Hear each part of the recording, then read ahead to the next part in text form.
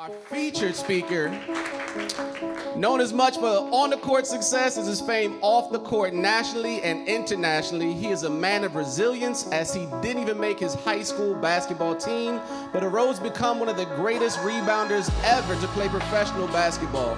He overcame family obstacles that would have broken many to become a 5-time world NBA champion and Hall of Fame basketball player. Please show your love like you never have before for Dennis Rodman.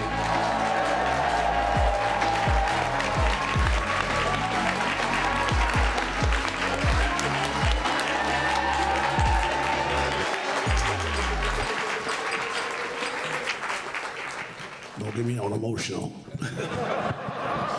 Might do that to you. First and foremost, I want to welcome all you guys to the Wilmington Public Library's event featuring no other than Hall of Famer Dennis Rodman. Give him another round of applause, please.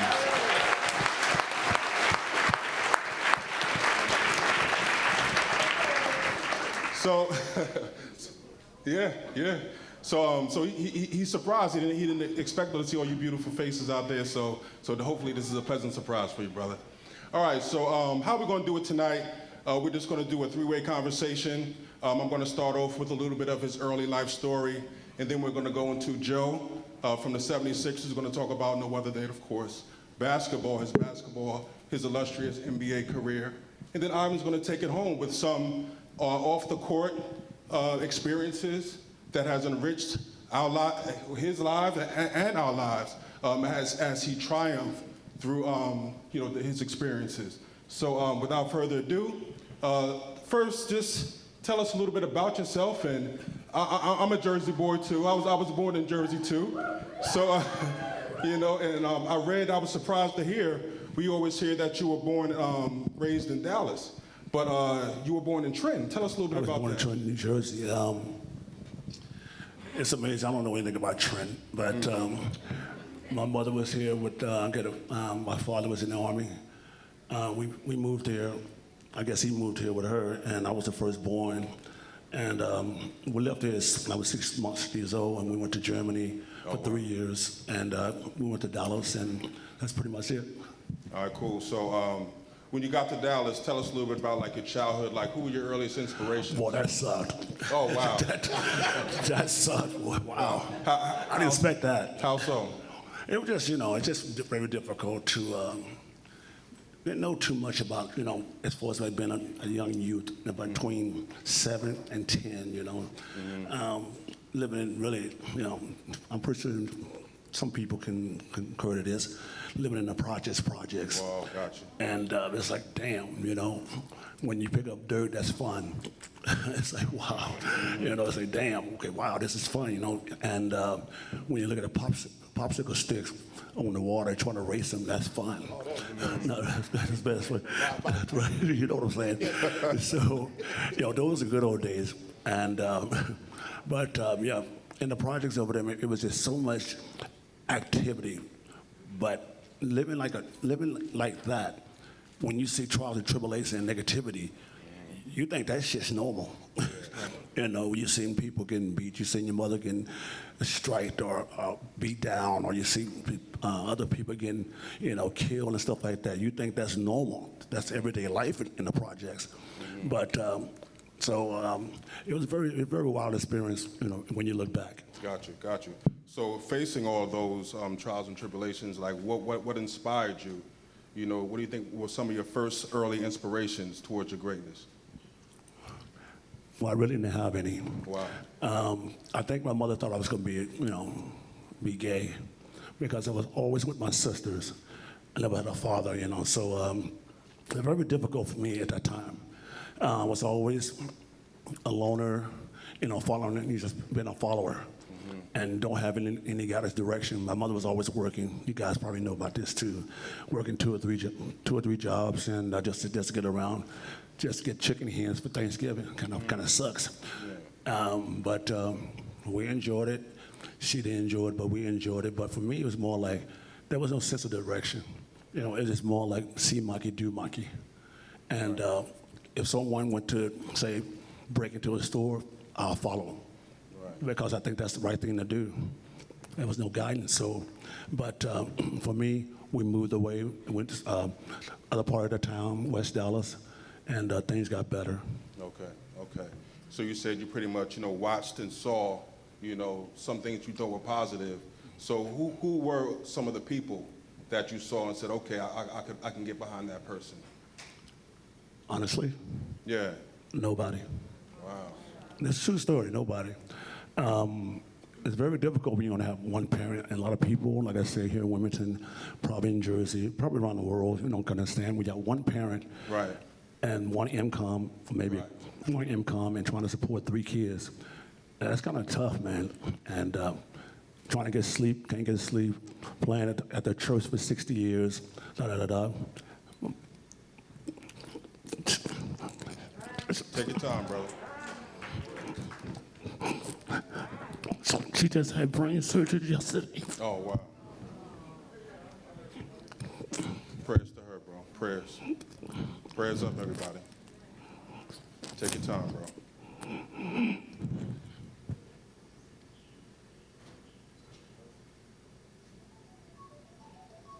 I didn't want to do this, but Yeah, it's okay, bro. We all here with you.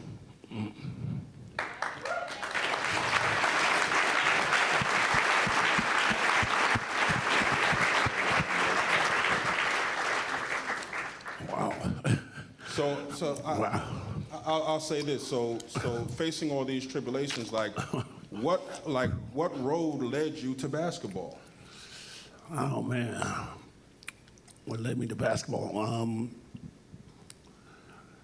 Oh man, I think going to prison. Oh, wow. Y'all don't know too much about me, do you? So, today you probably get a little bit about me. So I'm different from most athletes, as I am, because there's so many layers to this guy. But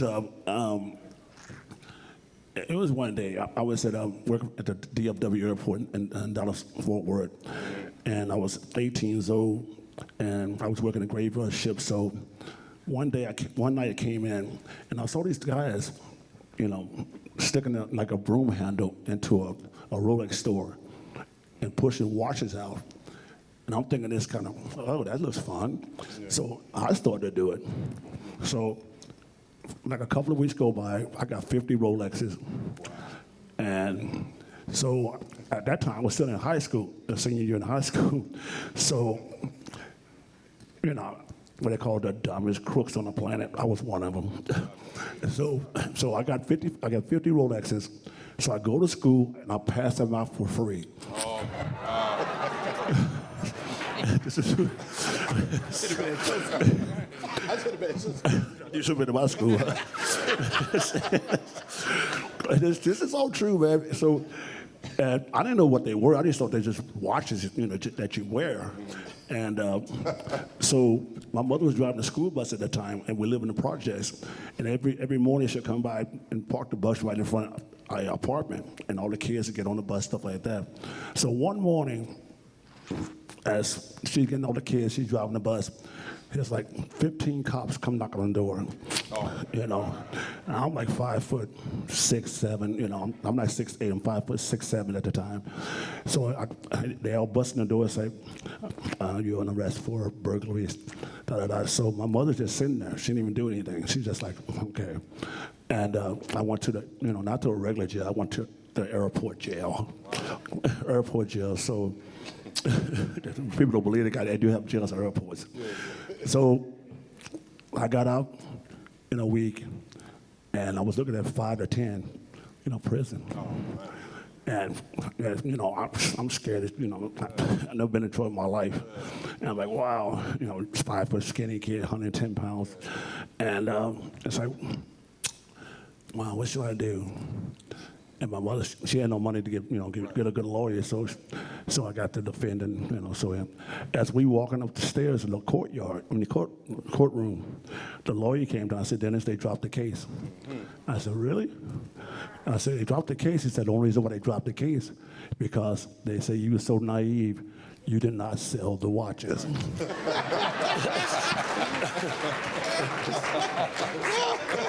That's why I didn't go to prison at that time. Right. So after that, I went home, and my mother sat me down. She said, "You know what? I can't take you anymore. You have to leave." I'm like, "Damn, this is a bad fucking week, huh?" Yeah. This is a bad week. I said, "Why? Okay." She said, "You have to leave tomorrow." I said, "All right." So imagine your mother telling you that. And I know the reason why she said that, because that happened, but other things happened because of the pressure of being a single mom. But she said, "Okay, Gray, I hope you do well out there." And she gave me a garbage bag full of my clothes. I just walked out, and I just started walking around the streets. And my friend said, "Dennis, you could come stay with us." So I stayed in the backyard over there. I stayed at my friend's house over here, over there. Went to the car wash, 7-Eleven, doing this. Just little odd jobs, just get around, get along. So 2 years later, I went to, I was playing basketball at the time. I grew like 9 inches in 1 year, right? Right. So I was 6'7". Wow. So I was at a recreation center playing basketball, and she was there. I didn't know that, with some guy she met, and so I won the MVP. So I didn't have a home to live in. So I took the trophy and the clothes I had on, my tennis shoes. I went and sat on a curve, trying to figure out what place I'm gonna go. So my mother was walking down the street, and she walked right in front of me. She threw an envelope in front of me. She said, "Happy birthday." I didn't know it was my birthday. I was trying to figure out my life. She said, "Happy birthday," and just kept walking. I'm like, "Happy birthday." But I opened the card. She said, "You can come back home if you want. Here's $20. So I went back home.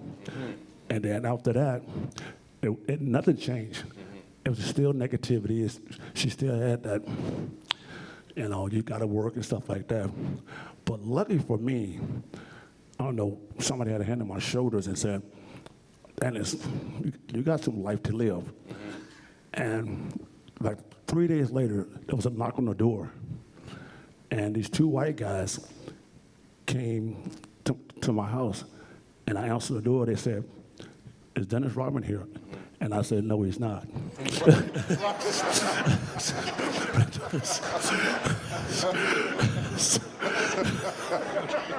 I think we all did that. I think I'm getting arrested again, right? I think I'm going to jail again. I'm like, "Oh, no." But no, they said, no, we're coaches from a school in Oklahoma. I said, "Oh, okay." All right, so he said, "We want you to come play for us," and stuff like that. And I said, "How you guys know about me? We saw you, we heard some people that you played with down in the rec center.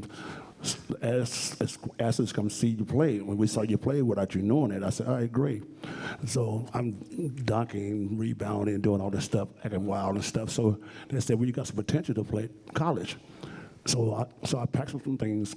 So I got in the back of their car, and we drove like an hour away from Dallas. So I went there, I worked out. They said, "Okay, great, we'll give you a 3-year scholarship." Wow. This is like, wait a minute. Yeah. I'm almost in prison, Yeah. got kicked out, I got $20 from my mom, and then going to fucking school. What the hell? All the same sentence, like, wait a minute. I'm like, Wow. But so after that, when I left Oklahoma, and I went back home, the first thing I said to myself and to my mother, I said, "This is the last time you're gonna see me until I make something of my life." That's what I told her, and I never went back for 3 years. Wow. Just to show her that I meant that. Right. And of course, this led to junior college and things like that. But eventually, you were drafted second round in the NBA, right? Oh yeah, I went to junior college. Tell us about that experience. I went to junior college the first year. I flunked out because I didn't know how to do anything but play basketball at that time. Went back. That's why I went to University of Southeastern. Got drafted at number 26. I had pneumonia. Wow. I had pneumonia when I did the first workout, so I thought I was gonna get cut to go to Europe. And so the coach gave me a chance. So on the first year, it was more like, wow, this kid's so energetic. He's just lively. He's like a kangaroo. He just, he's just so, speedy and stuff like that. So I played like 15 minutes a game. Probably not 7 minutes a game my first year with the Pistons, right? So I think it was 86, 87. So we was playing Boston Celtics in the Eastern Conference Finals. So they gave me the task of guarding Larry Bird. So guarding Larry Bird, I'm like this 25-year-old rookie in the league. They said, Dennis, you have to guard him. And I'm like, what I'm saying, guard him. So that was my whole job, was to guard the toughest guy on the team, on the other teams. So, so I'm guarding him. And every time I turn my head, he's over there in the three-point line. He said, I'm over here, Rook. I'm like, I got to go out there and run out there like a dumbass. Let's go out there, try to contest him. He'll hit the three. I'm like, okay, that's this. So that's like game 6 in Boston. So I made the most wrong decision that as a person can make. At that time, I didn't know any better because I'm so used to being in the projects back then. So after the game, I said, asked me a question. How do you think? What do you think about Larry Bird? Please don't get it wrong. Don't get it twisted when I'm gonna say this, because I actually said this. I know what I was saying because I was so young and stupid. I said, I said, if he was black, he'd be just an average basketball player. Yeah, you got a lot of flack for that. Yeah. Oh, yeah. You got a lot of flack. Yeah. Like it was yesterday. I'm just saying that's actually what I said back then. And it was more like, I'm in Boston, but I'm in Boston.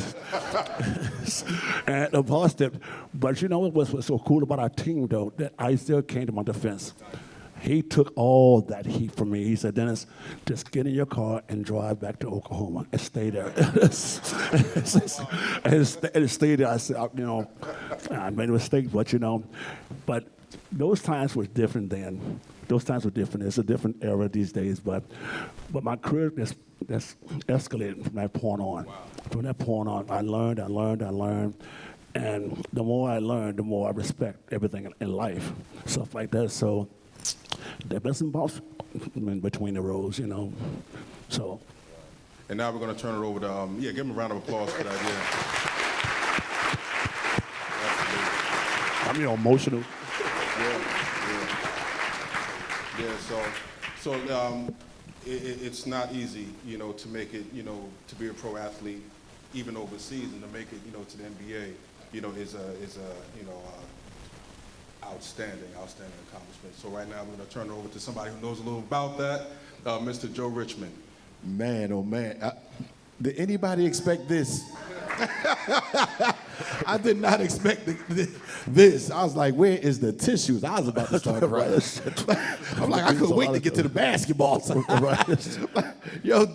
But everybody, I know everybody want to talk about the championships, and man, you've earned them all. So I kind of went a different way when Carl came to this, because I am a true fan of yours. I'm a Sixer fan all my life, but when you came as a basketball player, it was just a different level of respect that I had for you as a ball player, because you took making defense glamorous. and guys like me could now work in that space. But before I get to my questions, man, you being in Dallas, are you a Cowboy fan, man? I just gotta ask. We were just in Dallas, right? We were just in Dallas. I stayed at the. Oh, there you go. Security. Yeah, I lived in Dallas for 30 years, so.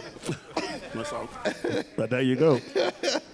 But the question I got for you, and just think about it, and as Carl said, you came out in '86, and your draft class that year had so many special players. But you have proven to be one of the best of the best. When you see all those names that went before you and some after you, like Lynn Byers, rest in peace, Mark Price, Jeff Hornacek, Nate McMillan, Drazen Petrovic, rest in peace, Sabonis, and your own teammate, John Sally, how does it make you feel to know that you fought through so many things to become one of the top 75 players all time in this game? How does that make you feel? It's funny, huh? Well, like I said, some of the times I can't believe that I'm actually doing some of the things I'm doing, especially the top 75, right? I'm like, wow, I know Isaiah made it, right? Did Dumars make it? Yeah. You know, Dumars, Isaiah, I'm on that team. Scotty and Michael, I'm on that team. I should have made it with the San Antonio Spurs, but they hated my guts. I left those questions out. Yeah, but you know, it's great, man. You know, the fact that, you know, when I look at my accomplishments now, and it just makes me so happy the fact that, oh, now my kids can say, wow, because my kids never saw me play basketball. I'm like, wow. They just look at me and say, well, you know, Dennis, they call me Dennis. Well, you know, Dennis, now we can start calling you Dad. I said, oh, this is a true story. Wow. You know, because I never raised my kids. I guess I was a bad dad. And I admit that. You know, I was always worried about, I gotta go do this. I gotta do this. I gotta do that. And my ex-wife, she was such a mom and dad, and it was like, wow. I said, you know, but it makes me think every day. Every day, I said, wow, I would love to see my kids. I would love to see my damn kids, man. Because I know my mother did the same thing. She's seen us. She had seen us, but she didn't love us. Never heard the word "I love you" when I was growing up. Never. She didn't know how to say that. But I think I'm just like her. There you go. Wow. But it's sad. It's so sad that you have to love somebody, right? And I love somebody, damn. And I beat myself up every day because I need to go find that person to give it to my kids. And one day I ain't gonna be here. You know, that's gonna suck. Well, I'm gonna keep it. I'm gonna still keep it in that vein, and I'm gonna pose this question like this: the NBA has definitely seen a share of players that were rebounding machines. Wilt, Buck, Williams, Russell, Kareem, etc. And one guy you fought that a lot of people might not know that one year was Michael Cage. And I know it came down to the wire that one year for y'all winning the rebound title. Y'all go do your homework. Y'all can Google it. How does it feel when rebounding is mentioned? Your name is always at the top or near the top of discussion, and words like passion, tenacity, and heart always follow your name. I just think the fact that, you know, out of all the things I grew up with and all the things I went through that white family in Oklahoma, I think I worked so hard back then because my college coach, you know, always was on me every day. Oh my God, you got to do this, Dennis. Come on, you're screwing up. You're doing this stuff. He just on me every day. And when you work on a farm in Oklahoma and coming from the projects, that's like what? You know, working on a farm, you had to get up in the morning at 5:30. Go and have some breakfast, go in the fields, plow, bale hay. This before school. This before going to school. Then do all that, and go to school, then go to practice, then go back to the farm, work more at night, get back up the next day. I did that for 3 years. 3 years straight, every day, morning and night. So I think that carried on to the NBA. To me, it was that hard work. And I always said, you know, I work for $1 to make my money. You know, it ain't about the money for me. I've always said that. It's not about the money. It's about what's going on. I love doing my job. I want to earn my money. I always say that. Well, this is a two-part, and I know a lot of people probably, yes. This is a two-part. I know a lot of people want to know. You won back-to-back with the bad boys. I mean, and y'all were bad. Boy, you were the epitome of the word. Dennis, you was a monster, man. What? But you won back-to-back, and you had great leaders in, you know, Isaiah, Joe Dumars, Rick Mahorn, who was almost like your running buddy back there, and Lambert, who y'all just wreaked havoc. And but you also had a coach that I know you love dearly, and Chuck Daly. Oh, yeah. Then you go and win 3, what is considered the best player ever to lace them up, with Michael Jordan, his man, Scottie Pippen. I don't know if he's a man after what came out today, but we'll talk about that offline. Wow. Ooh, boy, that was good. So what did you learn? And I mean, you go from Chuck Daly to the Zen Master and Phil Jackson, and all players always talked about the triangle, but they always said you were always, like most guards are the extension of the coach, but they said you were more like that. What did you take from those two separate opportunities to win championships with those individuals? What I took from Detroit, when I went there, it was all about hard work. Every day in practice, someone's getting into a fight. But it was such more like, it's like, we want to win, we want to win, we want to win, whatever it takes to win. So Isaiah was the leader of the whole thing, you know, because he was like from Indiana, he lived in Chicago, stuff like that. He embraced all that to us. And once I got there, I didn't know that till about a year later. And then in 1988, when I knew the shit was really serious, we was playing the Lakers at the Forum, and I was at the half court, and Isaiah came literally from the free throw line and reared back and knocked the out of me. He said, "This is serious. Get your act together." He said, "Get your act together." I think from that point on, my mind was so straight. You know, I didn't drink, I didn't do drugs, I barely had sex. That sucked. So, but you know, I was like a straight-laced black kid, you know, from the projects. So, wow, we got some stories for you guys. So yeah, and so at that point when he did that to me, my whole career changed at that point right there, because my mind was just focused on basketball. Every day in practice, I said, I want to guard Adrian Dannon, I want to guard Mark Aguirre, I want to guard this guy, I want to guard the toughest guy on our team. So when I faced the Lakers, I faced the Boston Celtics, I faced the Cleveland Cavaliers, I faced New York, I want the toughest guy, because if I can shut them down, we're going to win. You know, because if they can't guard that guy over there, I go get him. And I'll put my life on the line no matter what. Even though I was making $80,000 a year and still had to work summer jobs, I don't give a damn. I'm going to work my ass off to make sure that guy ain't scoring nothing. And last but not least, before I turn it over to Big Ive, what would this Dennis Rodman say to that Dennis Rodman? And You know, I said that to myself the other day. I said, wow, I got a brother. So my brother was actually born in 1986 when he first came to the league. That was my younger brother. In 1993, I saw my younger brother pass it over to the big brother. That's me now, you know, because I've been both sides of the spectrum. I've been like naive, take advantage of, you know, cocky, emotional, almost distraught, broke, this and that on this side. So I got both sides of the spectrum. But now I think I'm coming to the fact that I'm actually balancing my life out now. I don't know if it's old age or I just think the fact that I've done so much and I've hurt myself so much, I need to get myself out of this rut and try to be a normal human being. And it's like, wow, I'm actually doing that. I mean, I'm seeing myself go through this progression. I say, wow, I'm coming back to the old Dennis. You know, I'm coming back to the old Dennis. It's been, you know, not straight-laced, but it's just being, you know, kind of like, just being Dennis, you know, being normal pretty much.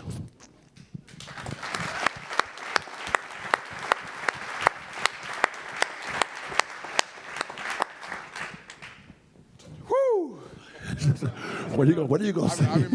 I remember growing up watching ESPN, right. Like, damn, you know what I mean? You were speaking about hurting yourself. You know, what things did you do that hurt Dennis, and what did you do to fix it, or trying to fix it? Well, I don't really think I hurt myself. I think the fact that when you get in the sports game, or maybe when you grow up in the projects, you know, you don't meant to be hurt. You don't meant to hurt people because you don't know any better, especially in the 60s, in the 70s, you know, when things are really tough and stuff like that.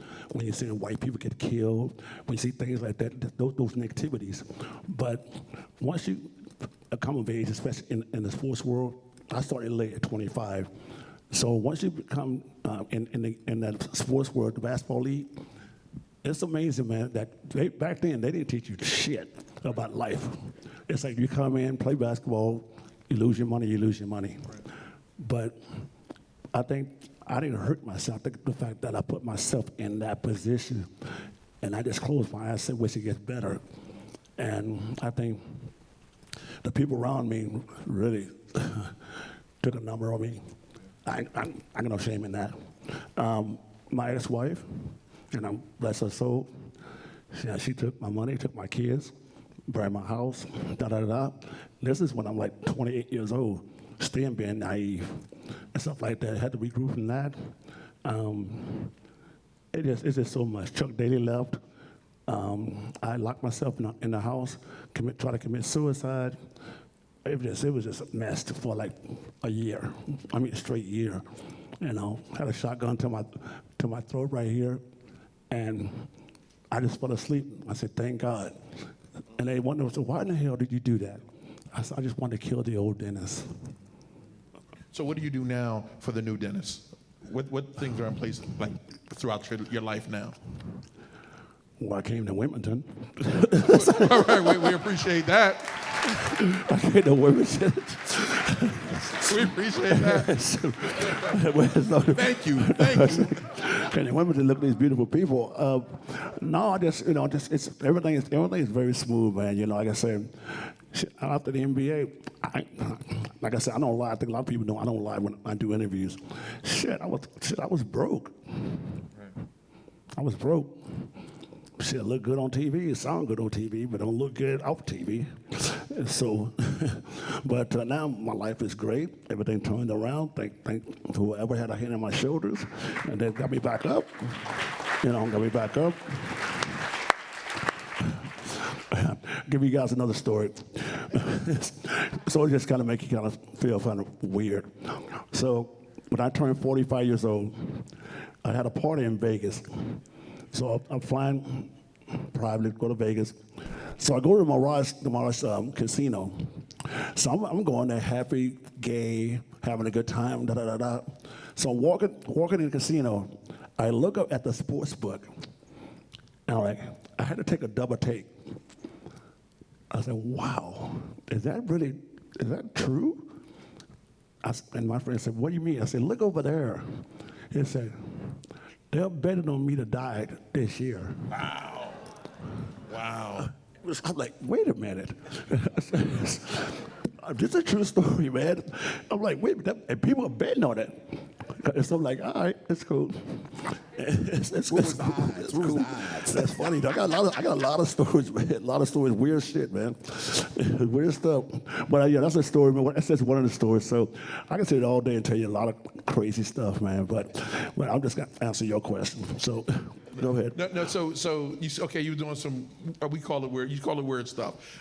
Back then, we seen the Dennis that the media was portraying, such as the wedding dresses and all that, the painted nails and all that. But at the same time, you helped a lot of people get through a lot of things in their life from just coming out or just being who they were. Oh yeah. How did that feel for you? It felt great because back in San Antonio, when I was dressing, I think I was the first guy on the Sports Illustrated. Let me back up. So Sports Illustrated was doing a cover about me in San Antonio because I led the league in rebounding. So he said, Dennis, go in the room and get dressed. I said, all right, great. I'm going to the room and get dressed. So I go in the room. I found all this lingerie, garter belts, all this sexy, they always call it drag stuff, how you want to look at it. Look it up on your Google map. It's on the cover. So I come out and I was in drag. So I come out, I sit down. I had like 12 macaws, and I brought one of my birds out. I had them like this, and I just crossed my legs, and everybody in the film crew was like 20 of them. No, we ain't doing this. We ain't doing this. No, we ain't doing it. They all walked out. So I sat there literally like that for 2 hours because I knew they was going to do it. So there were 2 hours still not going to do it. Next thing you know, it's let's shoot it. So that right there was a crossroad in sports because I ain't never seen a guy that can rebound, play defense, tough as hell, being like 205 pounds, playing 7-footers at 300 pounds, literally actually come out, which I wasn't even, I'm not gay, but I'm saying the way I presented myself as every man's, every woman's dream, as far as like, wow, the gay community loves me because I did that. The straight community say, wow, he's bold enough to do that. And it's like, wow, I wasn't trying to hit that. I was just saying, I'm just being me. You know, I'm just being me. And the gay community just came by and said, wow. And you're a huge advocate for athletes that are in the community. I mean, that are gay, right? Oh my God. For me, it was just so sad when that guy from Cleveland. Anybody know about this? Cleveland Cavaliers, when he came out there, he said he was straight. I mean, he was like literally like Superman gay. So,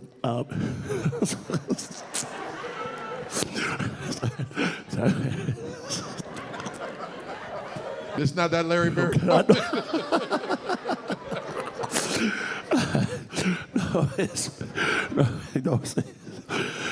Sorry, guys, this is true shit, man.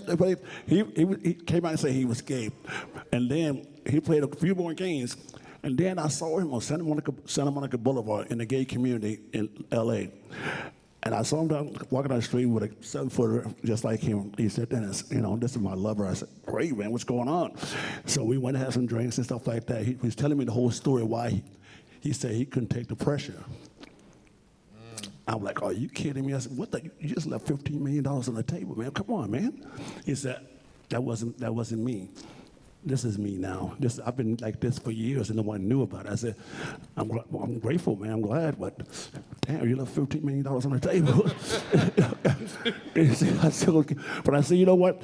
And this is what I said about that whole thing about athletes that's gay in the sports world.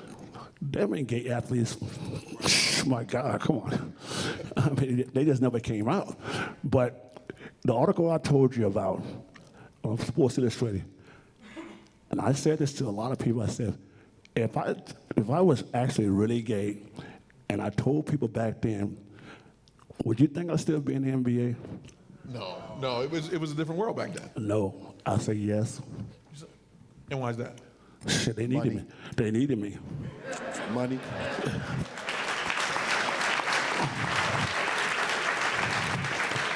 No, they need me because, you know, I was, at that time, my level of fame was getting so big because all the kids thought I was a cartoon character. They just want to go see him with the colored hair, the piercings, the drag, and all that stuff like that. So it was getting so big, with it, you know. So, but athletes today, there are a lot of gay athletes.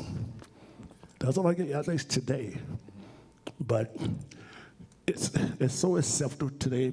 So people really accept that today, man. But I think that people, you know, in the sports world, they're so weird about that.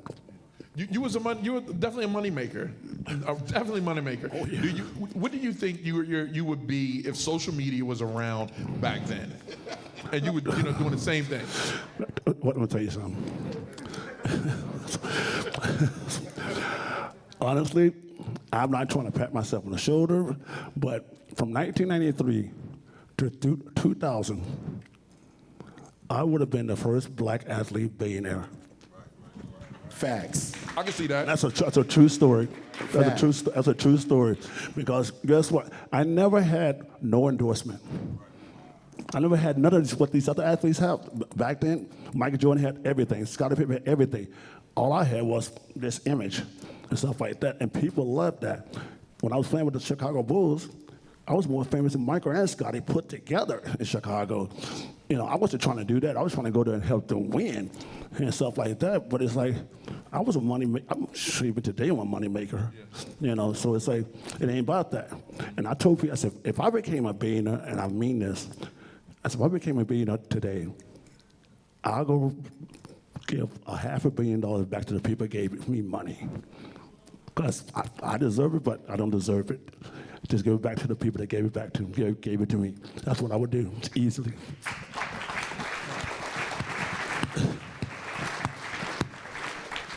my thing here in Delaware is to use my platform to, one, bring people together, and two, to hope that people get inspired by somebody else's story. So this question is what, if you had a chance to talk to your 25-year-old self, no, matter of fact, tell me the hardest thing that you've been through and how you got through it and how it helped somebody. Toughest thing? Wow, man. I don't know if I can talk about this. So many tough things, you know. And I was like, when I was 13 years old, you know, living in that era, I used to get picked on because they thought I was gay. And for a while, my sister would dress me as a woman and stuff. That I was walking around the community as a woman, so I used to get picked on and beat up every day, you know, to defend myself. And then after that, we moved to Oak Cliff, and I got picked on because I used to sit beside my mother after school was out. I just sit beside her. They just call, "Oh, Dennis, you're a faggot. You're gay little bastard." I get off the bus. They'll start throwing rocks at me and start hitting me and stuff like that. I want to protect myself. My sister will come protect me, but I couldn't protect myself because I thought I was becoming in that direction.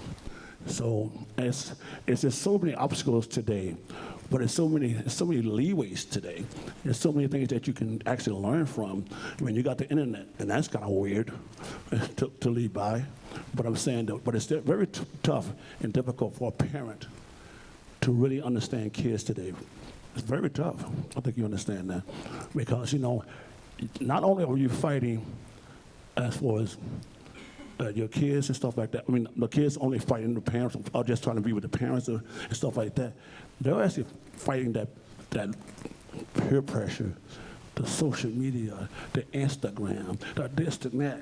Got to keep up. What's going on today? I got to be on my phone. I can't wait. I need it. That's what kids are doing. They forgot about. How about this? Can you guys take a time out once a week? Put your phone away and say, hey, mom and dad, I love you. Can you just put it down for like 15 damn minutes and say, I love you, and mean it. You know, I can deal with the other stuff. I can deal with everything else, but give me that much respect. But today, it's just so difficult for kids to understand how to respect at all. It's so difficult because you see all the other kids doing it. You know, back in the day, we lived by that code, but we protect each other. You know, back in the day in the projects. If you got hurt, we'll help you. If you needed help, we'll help you, and stuff like that. But today's world, this is so weird. If one of the kids today, if they was going to the mall, and some kid got knocked out, what's the first thing they're gonna do? Ain't that amazing how this shit works, man? But it's like, you just watch this, like, but there's nothing you can do about it, it seems like.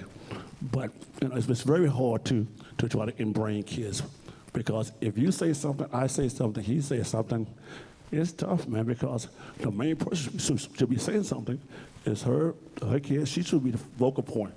Because I tell my ex-wife, I said, if I ever catch you being friends with my kids, I ain't talking to you. Because that's your daughter.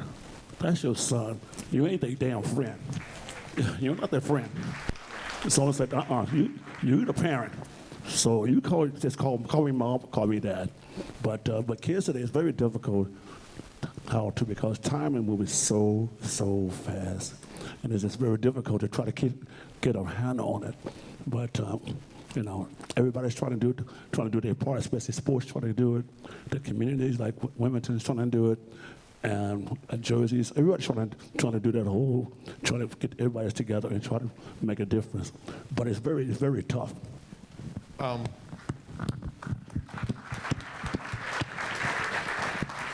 What do you want the Delaware audience to know, their take home about you? They see it. They see it. I'm emotional. I love people. I actually love people. I love seeing people, man. It just makes me feel so good, man. You're fun, right? I love seeing people. It's like when I get emotional, it's more like, God, I'm actually connected to these to people. The fact that this ain't money driven me to do all this stuff. Right. It's just the fact that I just like seeing people. It's just like seeing the smiles and all the stuff like that, man. It reminds me of being back, back in the good old days, stuff like that, the projects, man. Before I had money, before I had fame, and it's weird though. But the one thing you should know about me, I care so much.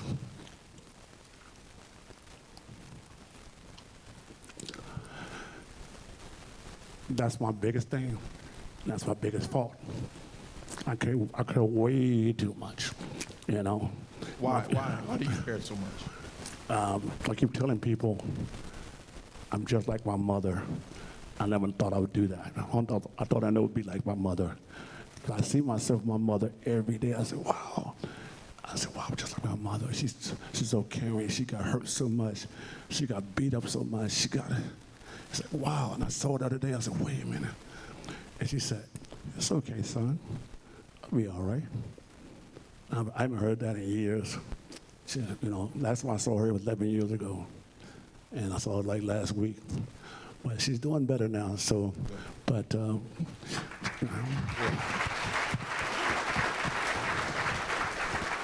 So speaking of caring so much, sorry, Big Al, I gotta hop in here. Speaking of caring so much, I think I knew your heart when you decided to try to bridge that gap between United States and North Korea. I was going there. Carl, I was going. I need to hear it because I know. I tried my ass off to get on board that one, man. I'm like, damn, man. Not tonight, bro. Not tonight. So what was your motivation that led to that trip, and what were your intentions? Okay. All right.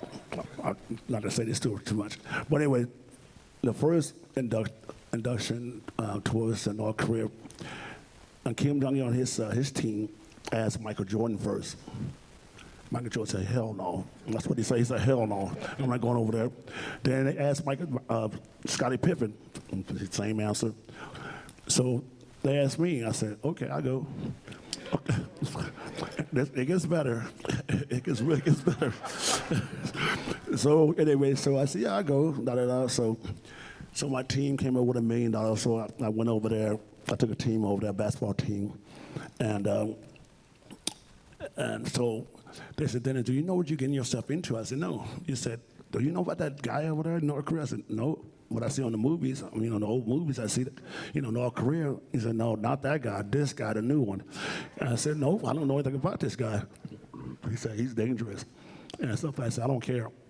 So, but for me, when I say yes, this is funny. When I say yes, I say, yo, man, I gotta. I said, what are you doing this? I'm going to North Korea. I'm going to do some autographs. I'm like, this is what I thought. I thought we were going to do some autographs in North Korea. Yeah, that's how stupid I was, right? I thought we'd do some autographs. They said, no, you're going over there to go play a basketball game in the most communist country in the world. And I said, okay. I still say okay. So we went over there. And as we pull them to the tarmac, I'm saying all these people, these army people, these dignitaries, these guys in black suits, and it's just, wow. The next thing you know, we getting off the plane, there's a long red carpet. I'm like, all right, great. So all the other players went to the bus. So he stopped me. So I went into this room. This room was like 110 guys in black suits, black and white suits, around the walls, as you see on TV, just like that.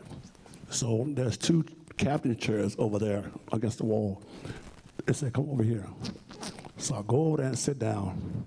So all these guys stand up and start clapping. I was thinking it's for me. I was like, wow, these guys actually like me. They like me, huh? This is true, man. They clap like, oh, yay. Yay, that's all they do, yay. The whole time, like 15 minutes, right? I didn't know that this short Japanese guy, whatever you want to call him,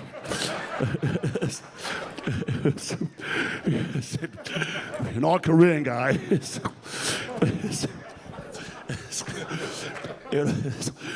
about 5'2", 5'3", right? He's coming through the door. I mean, so many people, man. Oh my God! And and the guy said, "Dennis, that's who they're clapping for." I said, "Who is he?" Who is this guy? Right? I didn't never seen this guy before, right? I said, "Who is this guy?" He's a grand leader. I said, "You mean like the president?" He said, "Yeah, this the ruler of our country." And you know, he's doing his little wave stuff like that. He walks across. And he sits down beside me, and he's like, just smiling, patting me on my knee. He said, you know, he said, "You okay? You okay?" I said, "Yeah, I'm okay." So I think it's a setup, right? You know, I think it's something, you know, going to jail. But anyway, but he's like, you know, "Welcome to North Korea, da-da-da." He said, "I'm glad you came over. I love the Chicago Bulls," stuff like that. So we go to the basketball arena. And it's me, him, and his national team. So we go over there, we sit in the stands with him, with like 10,000 Army people and, you know, security people. So we watch the guys play. Then when the guys got through playing, and all they did was they turned around to him and they bow and just start clapping. And I'm like, wow, this is weird, right? Because I never seen nothing like this. I've been around the world. I never seen nothing like this. So when they left, me and him go down to the basketball court. We started playing horse. Me and him started playing horse together. And he just laughed like a little kid, with, you know, in a candy store. So he just playing horse. I beat him like one shot. Were you scared to win? No. No. He always said he liked me. He liked the Chicago Bulls. I was good then. Right. I was good then. So we go back to his house, and his house is probably big as this building. It's like a mausoleum, man. It's insane. So we go back to his house, have dinner, and there's 110 people at the table.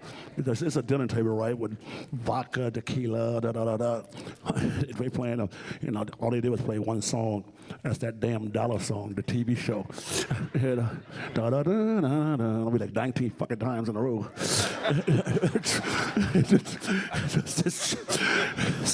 I get sick and tired of hearing that damn thing. So me and him started singing karaoke together. You know, he's singing in North Korea, I sing in English. So, you know, so we just sit there clapping. You know. Is there a tape of that? It should be. Oh, it is on Vice. It's on Vice. So anyway, from that point on, I think he liked me from day one because I wasn't afraid to come over there and just be around him, be around his people. His people seemed to like me and stuff like that. But he actually liked me more because I think the fact that he knew that other two guys were scared to come over there. And I wasn't scared to come over there. Then after I met him first time, I met him 7 times. When I came back the first time, that was so bad because I got the wrath of that. I think you know this. Right. I had to come back to Livingston, New Jersey, to hide out for 45 days. Because I got threats from all the people in America. On my life, my wife, my kids, my mother, I got threats all over the world. So I had to go to this rehab center for 45 days to hide out. True story. I'm like, damn. And I said, wow, I got to hide out. But after that, it smoothed over, and then people started to see what I was trying to show them. Right. And then the second time, third time, fourth time, fifth time, sixth time. Then the 7th time I went over there. That's when I got this big, like, wow, man, I got the key to the city in North Korea. I got it in my house. I'm like, wow. He gave me the key to the city. And every month, he always asked me to come back over. And I'm like, you know. Where you going?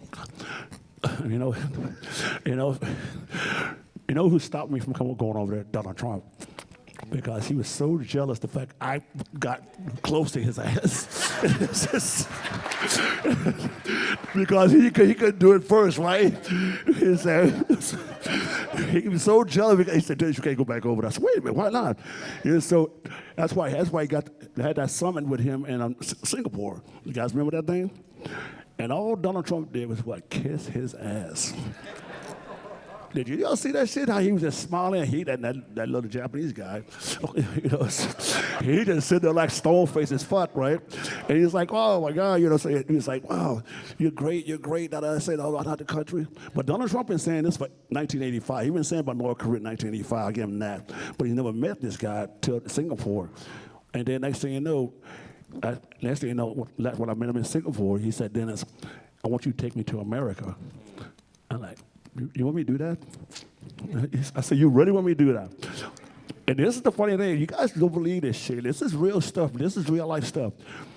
I said, if I took you to America on a private plane, literally, people would not believe it. Everything is like a host. It's like this that's just dressed up like Kim Jong-un. I swear to God. Seriously, they would think it was real. But he wanted, I said, where do you want to go in America? He said, North Korea. He said something like, where do you want to go? I want to go to Madison Square Garden. I said, what?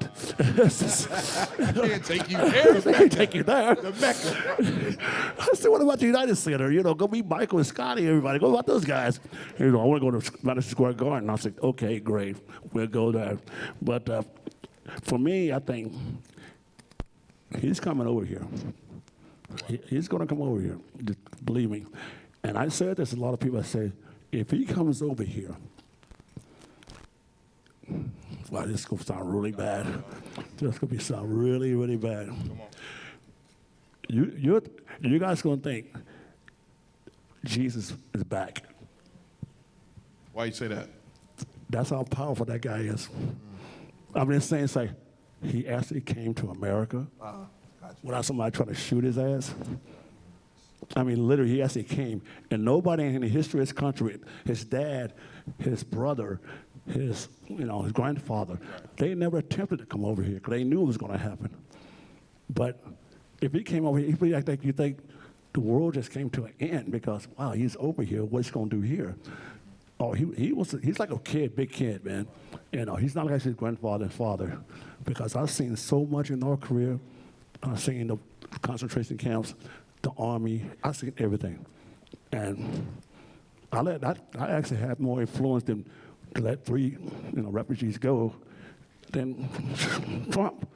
You know, I did. I seen them get released at the airport. At the airport, right when I was coming off the plane, they was going on the plane.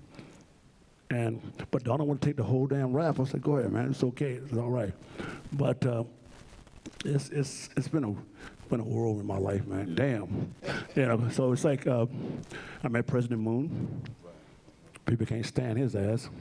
But seriously, they can't stand his ass. So I think I'm going to meet the president of Dubai in a couple of weeks. Nice. So it's all good, man. You guys want to come? Shit. You guys want to come? Shit. You guys want to go? Let's go have fun.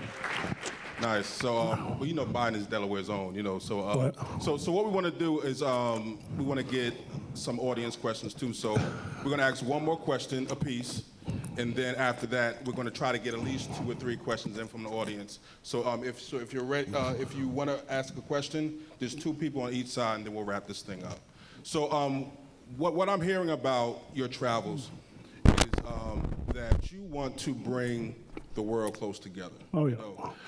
As far as you reaching out and with that olive branch with North Korea.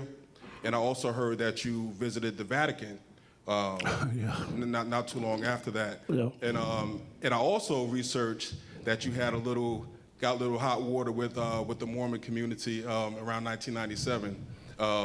In Utah.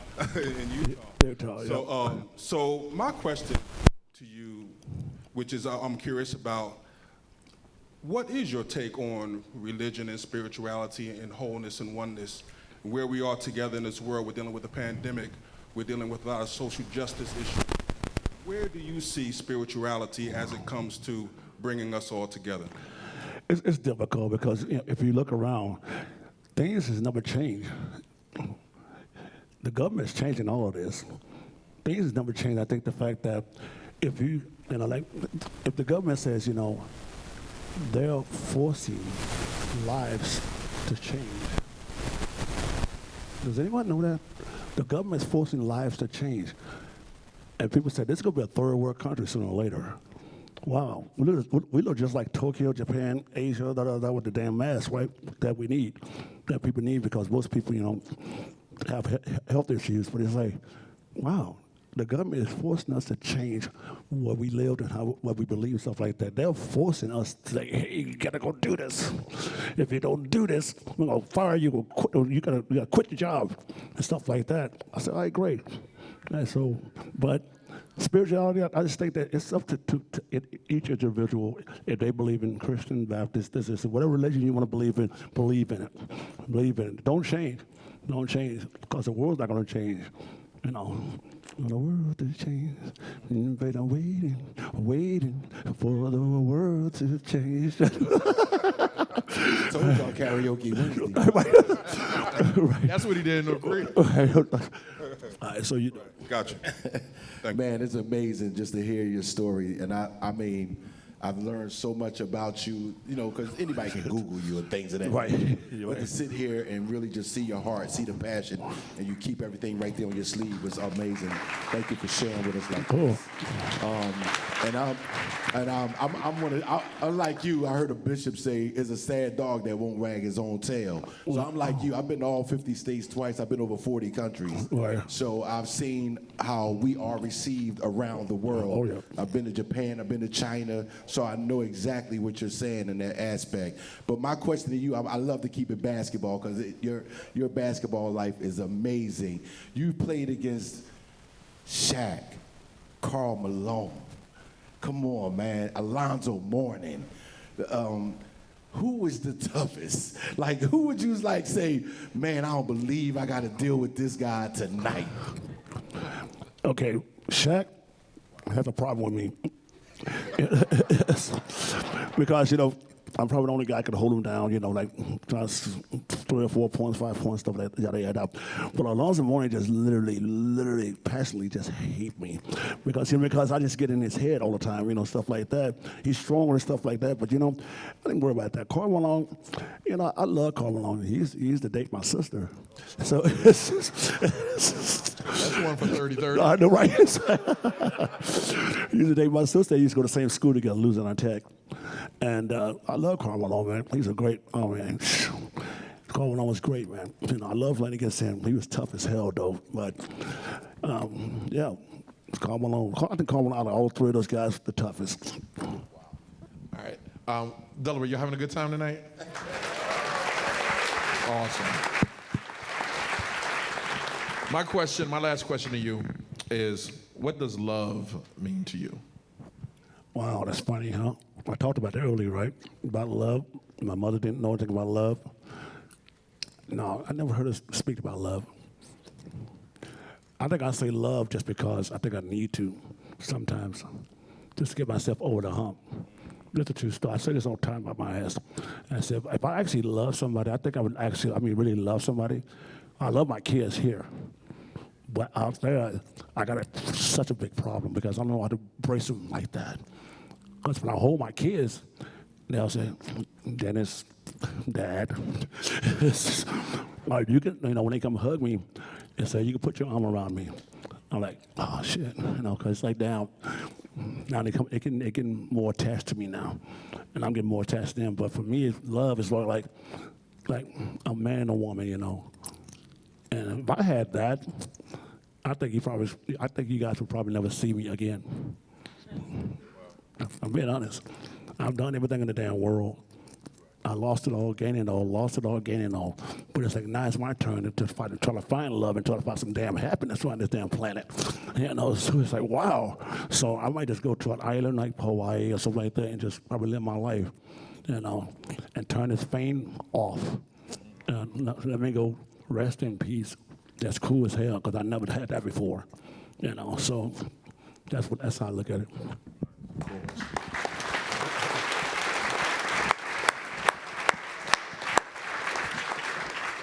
All right, any questions? Come on up to the microphone. Make sure they're good, man. It's only 4. They got to be good. It's only 4 questions. So my question would be, back in the 90s, obviously, you and in the early 2000s, Allen Iverson would be probably one of the first people to influence the style of today and the NBA as it is today as well. What are your thoughts on it? And do you think that you innovated it as much as it can be, or do you think you could take it further now? As far as the style or just the Fashion and for style. the fashion stuff like that. I think when I started doing what I was doing in 1993, I think I took the whole sports world by surprise as far as like, wow, this guy's take this whole game off the court another level. I mean, off the court. I was doing more stuff off the court I was doing on the court. And all the stuff I was doing off the court, they weren't even dangerous. It was cool as hell. But back then, people didn't know how to handle me because I was just out there just doing my thing, dating Madonna, dating Carmel Electra, dating this, dating that, whatever, you know. Okay, great. So, this fucking guy. That was my next couple questions. So yeah, but I just took it to a whole different level. I think if you look back in the '60s and '70s, you saw all those guys in New York. They were dressing so cool, man, back then. Walt Frazier and all those guys, you know, all the guys back in the '60s, they were dressing really funky, man. And I just started taking it to a different level because it's like nobody was dressing the way I was dressing. I was dressing so retro, so 50s and 60s and 70s, making it so cool. And then next thing you know, I started doing tattoos in 1992. And I started getting piercings all over my body and stuff like that. And it's just more like that. I started dyeing my hair. I started doing the drag stuff. And the NBA knew all about this drag stuff. I was going to drag clubs, stuff like that. They knew all about it. They didn't stop it because I wasn't really, really that involved. I was good. I love my community. But, yeah, man, I changed it like that. You know, it wasn't Ivan Iverson. Don't do that. Don't do that. This question is for my man right here. What was Madonna like? No, it's for him. This is his question. Raise your hand. Raise your hand. She was cool. No, I'll give you something. I'll give you guys something. You know, me and Madonna, we had a great relationship, man. We dated for like a year, going on off and on for 3 years. But, you know, she would always come in and say, you don't like me? Because I never lay beside her. And she'll say, do you want me to bring another girl in here? I said, I wouldn't respond to her. And then she'll sit there and dance with me, you know, in the bedroom. She'll sit there and dance with me and put on her music. It's so fucking bubblegum. Shit. I couldn't stand her damn music, man. I couldn't stand it. She played the damn thing, I'd just leave the house. Like, so. But, you know, she was a very sexual woman back then, man. Very sexual, man. You know, she was all into that. If you saw some of the stuff on documentary, you saw Madonna being in the audience. She'd be on the front row wearing my number. She'd be here and there with me, stuff like that. Just like with Carmel Electra. You see Carmel right there, being all beautiful, stuff like that. Imagine that. Imagine that. I'm going to have to hear that story later. Hi. I was wondering, how did you get involved into the wrestling there in the late 90s and into the 2000s? I see you still have the riddle hat, so I can see you still pay attention to it nowadays. And how much did you enjoy it, or did you? So what I did, I've been knowing Hulk Hogan for a long time, since the 80s, when he was doing Hulkamania. So one day in Chicago, I got a phone call before the game in Chicago, 1997.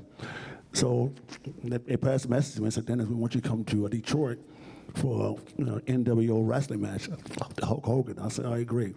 So after I got through playing the game, I changed clothes, got on a private plane, went to Detroit at the Palace, and I said, what are we doing, Hulk? So I got this big top hat, black hat on, Mad Hatter, I got gloves on, all stuff like that, a vest, black vest, stuff like that. So he said, hey, we're gonna walk out here, be some badass and stuff like that. So we went out there, and Hulk said, you gonna be my tag team partner. I said, wait a minute, I just played a damn basketball game for 3 hours.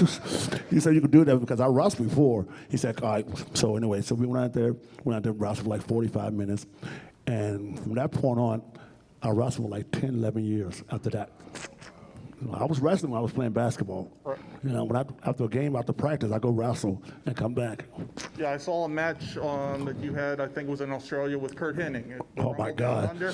Ooh, boy, you was there? No, I found a DVD once of it. Boy, were you there? No, I was not. Boy, well, I tell you what, we was all drunk. Dude, I ain't lying to you. I'm surprised we even wrestled back then, man. My God, woo. We was all liquored up, dude. But it was cool in Australia. It was fun. Thank you very much. All right, bro. All right, so my question is, you obviously played with Michael on the second three-peat, but you also played with a young Kobe back in 99-2000 when you were on the Lakers, if you guys didn't know. So, did you see glimpses of the Kobe that he ended up becoming? And what did you think about that, like thinking about him? Well, of course, when you heard Michael Jordan give that ceremony when Kobe died, what he called him his little brother, everyone knew Kobe emulated Michael. Everyone in the world knew that because he acted like Michael, he talked like Michael, he spoke like Michael. But Kobe was close to Michael, I mean, as far as the basketball skill. But here's another funny story. I played with Kobe in 1999. So Jerry Buss came and saw me at Root Chris Steakhouse. He had like 8 girls, 2 limos, like he always does. He come and get me. We're in there drinking, you know, having a good time. And Jerry Buss said, "Oh, Dennis, you want to come play for the Lakers?" I said, "Oh, Jerry, no, I know how you are." He said, "No, seriously, come play for me, Dennis." I said, "All right, Jerry, whatever you say." So the next day, let's get to Kobe for a minute. The next day, he gave me a helicopter, fly to the forum. So I get there, it's a press conference. I said, "Shit, this shit is really real. I'm actually gonna be playing for the Lakers." So as I'm walking through the corridor to go to the press room, the coach come out, Harris, what's his name? Harris? Dale Harris, right? He's walking toward me, so he pulled me to the side. He said, "Damn, man, I wish I could have coached you."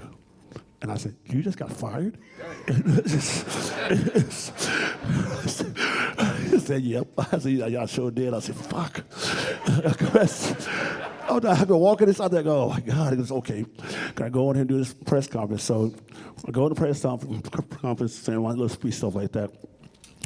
Then after I do the press conference, I get a phone call.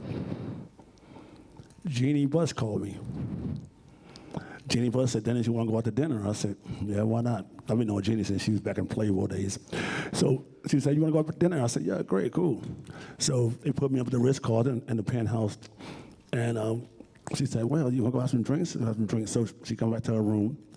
Of course, you know, but take it from there. So I start, so this is a true story. I started dating Jeannie Buss. It's a true story. I dated her for 6 months. 6 months. That's another one. So she owns the Lakers, guys, just like you know. But yeah, so I started playing with Kobe and Shaq and stuff like that. So I would come to the stadium and people would come see me because they haven't seen me in 6 months. So Kobe and Shaq would be so envious of me just because they catered to me so much. About me coming to the game, going out to the game, having parties, doing this, doing that, hotel, stuff like that. They couldn't stand me on that damn team, to be honest with you. I'm being honest. And I played for 22 games. We won the first 10 games. And the first 10 games, shit you not, I said this. Well, I got to take a break. I got to go to Vegas. This is a true story. Look it up, guys. It's a true story. I said after 10 games, I got to go to Vegas. Because I was like, damn, man, because I couldn't hear that shit every day. Every day they bitching and bitching and bitching, complaining. Every day, Kobe and Shaq, they just bitching about everything. So I said, I got to take a damn break. I'm not used to this, man. You know, in Chicago, we never did this shit. If we got mad at ourselves. But Kobe was, you know, he was the shit, man. I mean, you know, he just like Michael, he wanted that ball. You know? Since he was 18 years old, when he got that ball in the final shot, ever since then, he became the Kobe that people loved, man. That's very famous, man. Like I said, he's probably the closest to Mike than anybody. Thank you.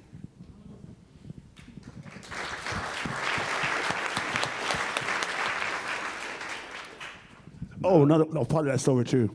So back to what I said. So I played with the Lakers, right? So one day I was going to the stadium, and I live in Newport, came to the stadium. So the coach came and I said, Dennis, don't worry about it. Don't worry, just take the day off. He said, don't worry about it, we'll get with you tomorrow.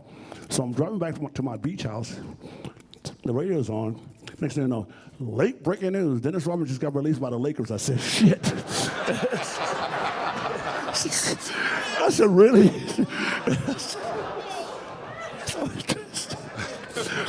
Oh, man, so that's why he told me to go home. I was like, my God, that's a true story, man. Like, fuck.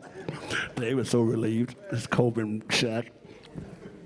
Now, Scottie Pippen just came out with a book called Unguarded, and I just want to get your thoughts on, I don't know if you read it or what you think about that situation.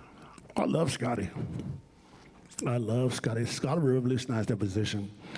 You know, he revolutionized the position, you know, point forward. He did. Even though Michael Jordan was a point forward, but Scottie was that lanky, 6'9" guy that could come down and just beat you on a dribble, 1-2 dunk off the fast break. A lot of guys couldn't do that back then. I mean, literally just 1-2 dunk.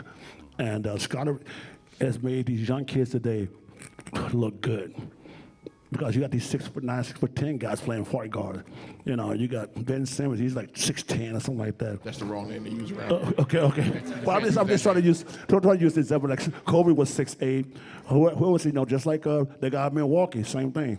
You know, people like that can dribble the ball, can shoot, and do all the fast break stuff like that. But Scottie was one of the main guys that really created that position, man, like that. But the book, I don't know what to say about that. I lived with those guys for 4 years, and I never saw that. But I just think Scott is so hurt because he wanted to get that recognition with Michael. Because he grew up with Michael that whole 11 years they played together with each other.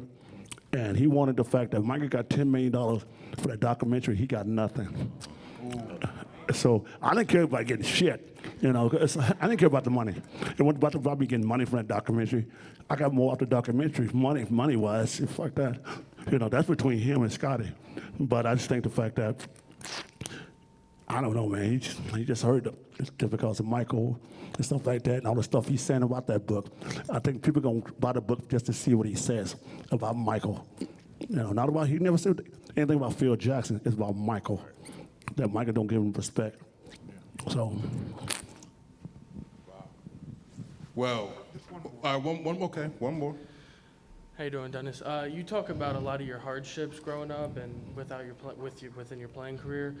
What is that one thing that motivated you to just, you know, wake up and keep playing good basketball or trying to be a good son to your mom, you know, trying to, you know, keep succeeding in life? And were you aware that you were doing so well in the NBA when you were in the NBA?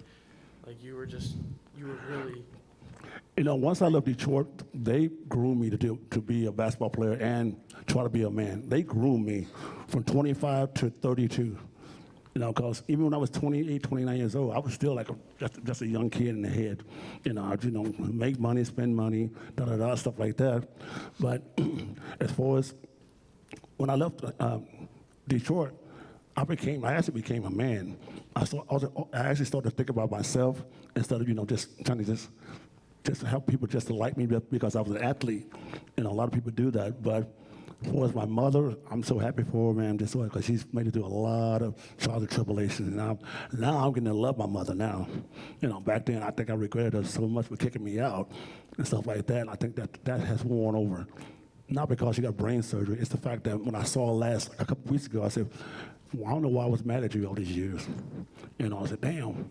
And she speaks so soft and all that stuff like that. And said, you just like me, I speak soft. So I saw my sisters and stuff like that. I gotta fix their taxes. But Do you think that her kicking you out helped you at all? Like, What's that? Did it help you put your head on right? Her kicking you out and just the discipline that she gave you? I wasn't doing anything when she kicked me out. I wasn't even playing basketball. Yeah. I just started picking up the game of basketball just by accident. I just started growing, you know, 6'1", 6'2", and people started saying, let's go to the gym and play basketball. I didn't know how to play basketball. I learned how to play. Every day, it's like 9 hours a day we go there. I have like 5 pair of socks on each foot. I had one pair of Converse that we washed every day in the sink and put them outside to dry, stuff like that. And I played every day, I mean, for like a couple of years, man, until I got my break. That's awesome. Thank you. Thank you.